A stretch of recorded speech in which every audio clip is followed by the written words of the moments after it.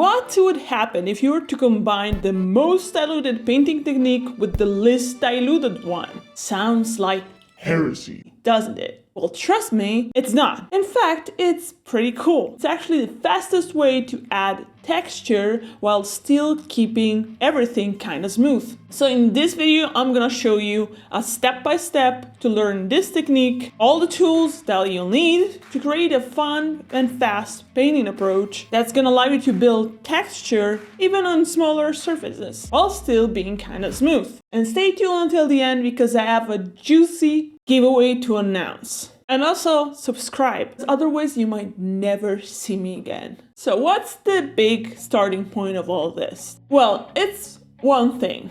Artist Opus. So Artist Opus kind of changed the game completely. They were the one who started introducing the concept of moisture in dry brushing, which for some of you is still pretty controversial. And that idea of moisture kind of started to get my neurons firing. I'm gonna show you all that. Don't worry. Let's start with what you'll need.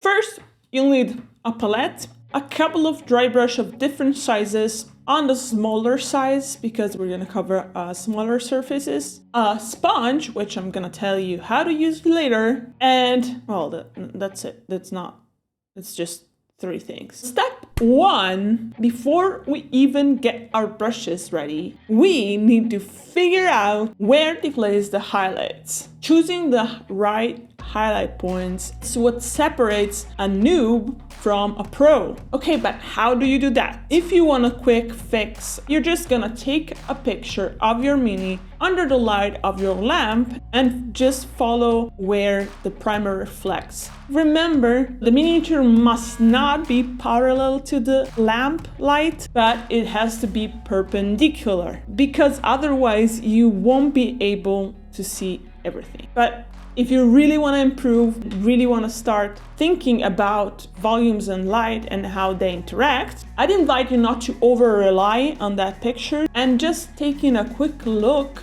at your miniature under the light and then try to think, use your big brain to figure out which parts of the model are facing the light and which parts are facing away from the light. This can be really hard and it takes a lot of practice. I will have something for you in the near future to help you with that. But for now, just try to do that or just take a picture. Step 2. With a bigger size dry brush, I apply the base coat with Camouflage Green from AK.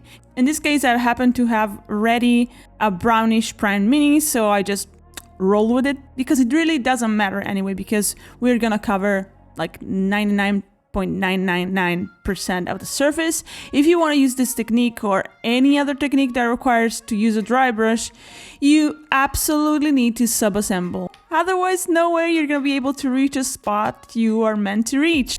Here, I even regret gluing the backpack on because I'm having trouble reaching in there. In this case, it's not a competition piece, so I'm okay with having a little bit of black in there. I hope that doesn't trigger you. If it does, don't glue the backpack in. Before we move on to step 3, I need to tell you what the sponge is for. The sponge is pivotal in this technique because it's gonna allow you to introduce a little bit of moisture on your brush. You're just gonna take a regular dish sponge, drop it in a little bit of water, squeeze the excess off so it doesn't really drip water, and put it on your desk very close by.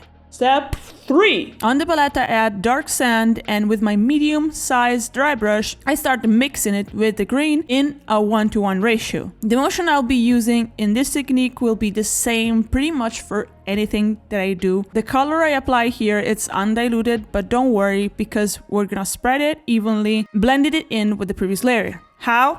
I'm gonna show you. After I picked up the color, I just apply it to the main highlight areas, starting with the head and chest. I want to go a bit at a time, covering small areas in this case, so I apply the paint with the same tapping motion, very delicate. Then I top my brush on the moist sponge, also getting rid of the excess, to then start tapping on the still wet areas, especially on the edges. And doing this, I can actually blend everything together. Here you'll need to learn to recognize if you have the right consistency on the brush, because it's nearly impossible to tell you how many times to tap on the sponge to add moisture or how many times to tap on your hand, the paper towel to remove it. Train your eyes to see it. Smaller marks equals low dilution, bigger marks equals high dilution. Use very light pressure and adjust the consistency if you need to by watching closely what kind of marks you are making. If you have too much water, you just stop the brush on your hand or paper towel. If you are that guy who doesn't really want to get their hands dirty,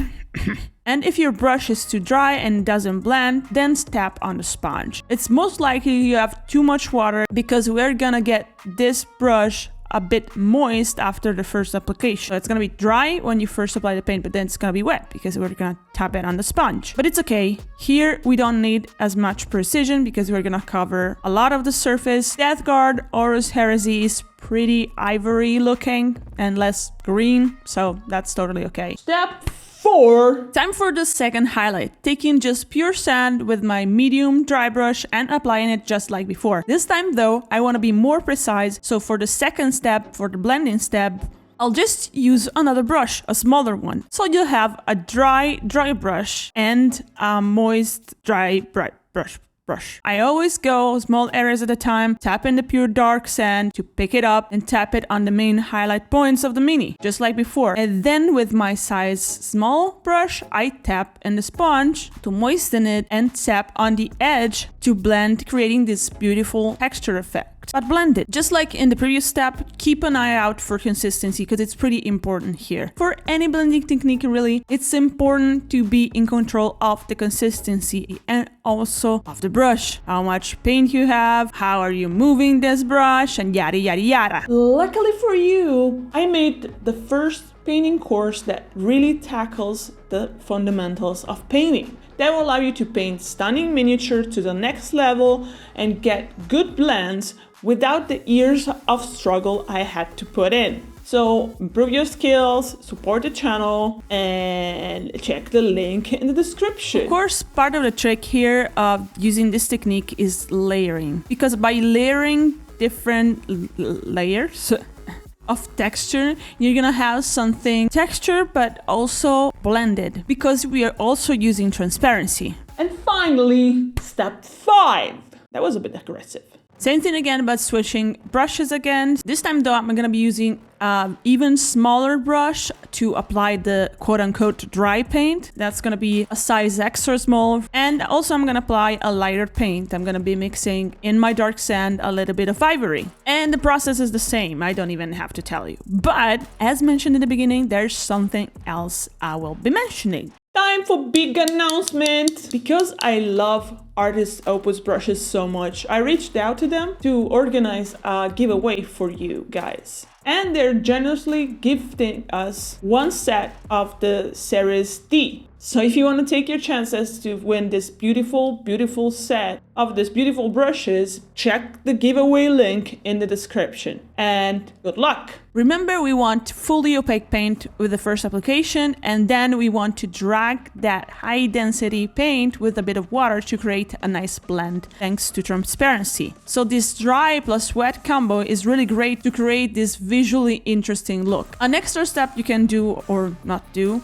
is again using transparency to clean up a little bit. I take my size medium and with a wet and translucent paint I tap in the shadows. This again is a glazing part because we're basically applying a filter and smoothing out any unwanted marks. But you can skip this. From here I just have to block the metallics with black paint. This makes a difference. No more ugly face. This is an incredible technique that can be used for many things. You can paint your army really fast, use it as a nice base for display minis. You can even use it on bigger models like bust and stuff like that to create texture, blend, color, and create amazing sketches. So please try it. It's gonna take a little bit of practice, and that's also good because you're gonna be practicing brush control and consistency and stuff like that. And this practice will actually 10x your skills on the long run.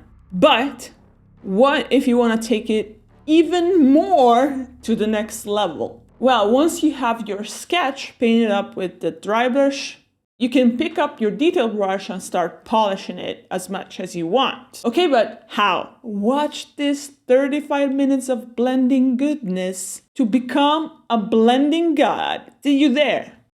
Or you'll see past me there, because it's a compilation of different videos, and I was